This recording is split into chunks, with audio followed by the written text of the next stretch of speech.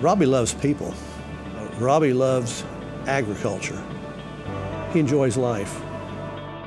Robbie, of course, was a profound friend of everyone that was in Farm Bureau. He was also a nurseryman that I think really enjoyed the work. And he had the nursery to prove it, and he had the employees to prove it. Plus, he was there. And if you wanted to get him, you could get him. Robbie Roberson's infectious personality and collaborative spirit helped him become one of the nursery industry's strongest advocates.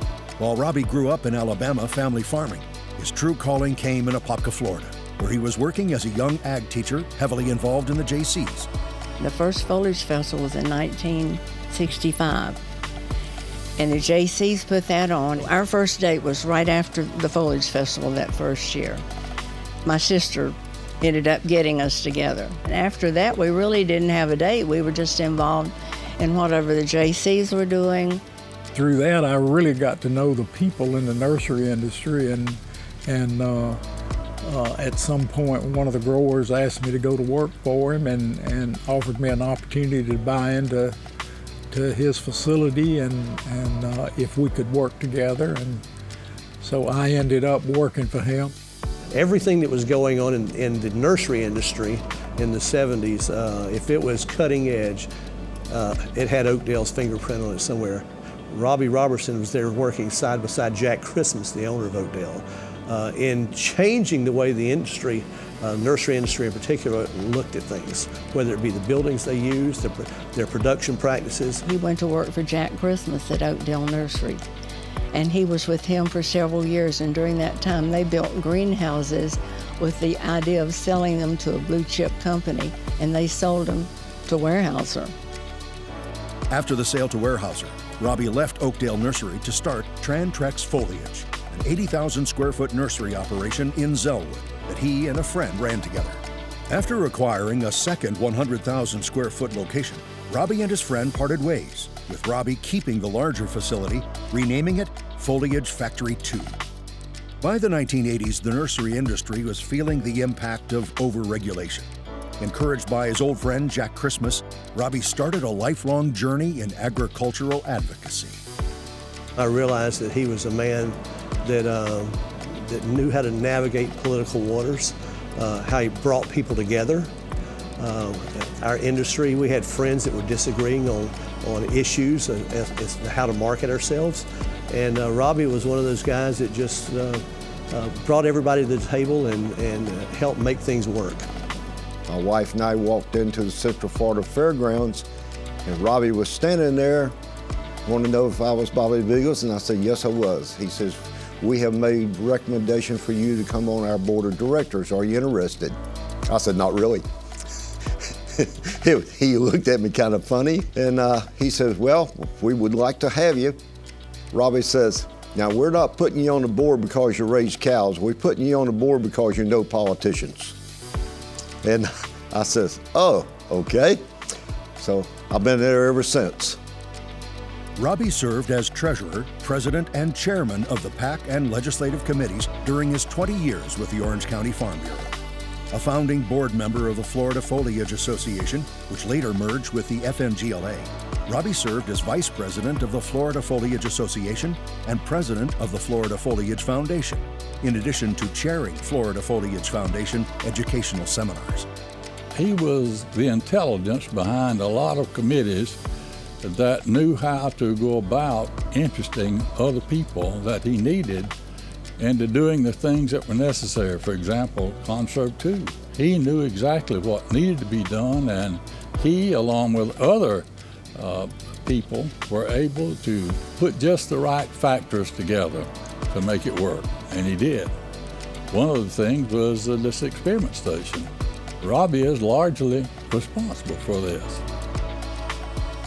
The MRAC has been huge for the industry, and certainly in my business, because it's a place you can come for information, whether it be about disease or water or insects, bugs. It's just a tremendous resource. It's a very, very strong in the research area. In fact, there was one summer, if it had been for their Anthurium hybrid, Southern Blush, that was developed here, my business might not have made it. It was that critical to one summer in my business. As I walked in this building, one of the first things I saw as I looked over to the right was a plaque on the wall. And for here at the Mid-Florida Research and Educational Center, there was a thank you for his legislative actions and contributions in helping getting this facility established. It is very important it's here for two reasons. The amount of nurseries we have in this area and the students that we have as coming out of our FFA and our 4-H programs in this county can get an education here without having to leave home. And that was one of Robbie's biggest concerns. A lot of kids cannot afford to go to college. A lot of parents can't afford to have their kids go to college, but they can come here, get an education, and get a job. And that's why it was here. And truthfully, it wouldn't be here if it wasn't for Robbie Roberson. He was the driving force that got this center here, and it isn't in Leesburg, it isn't in Sanford, it's here. And that's very, very important for the 100 some, or maybe 200 or 300 nurseries that are in this immediate area. In the 90s, Robbie went on to join the board at Farm Credit of Central Florida, where he continued his agriculture advocacy mission. Robbie knew his way around Washington, he knew his way around Tallahassee, and he knew the area here. He knew the area that he needed to work in, and he worked in it diligently.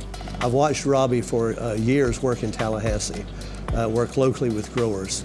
Robbie knows how to build political capital and how to strategically spend it.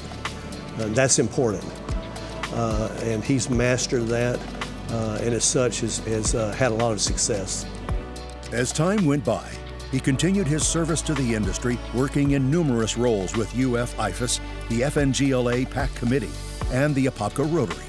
He served with a number of churches, community banks, and Orange County.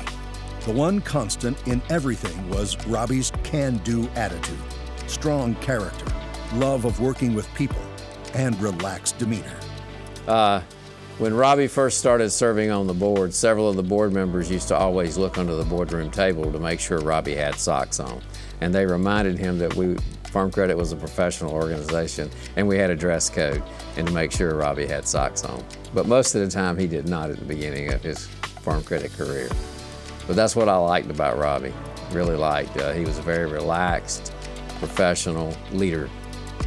They just seem to flock to him. He just has this personality and this enjoyment of what he does that just seems to be catching, and it just pulls them in. Robbie's who we all want to be when we grow up. It will be said that Robbie was found faithful to his industry. Robbie and I have talked many times about how blessed we are with our children and our grandchildren. God has been really good to us. You know, I just was fortunate to be in the right place at the right time with the right people. And if I've accomplished anything, it's because of those three things. That there was always somebody there to take hold, and somebody there to push or pull or whatever needed. Somebody that had the connections, somebody that was willing to do what needed to be done. So I've just been fortunate my whole life, and it's just been the right people, the right time, at the right place. So.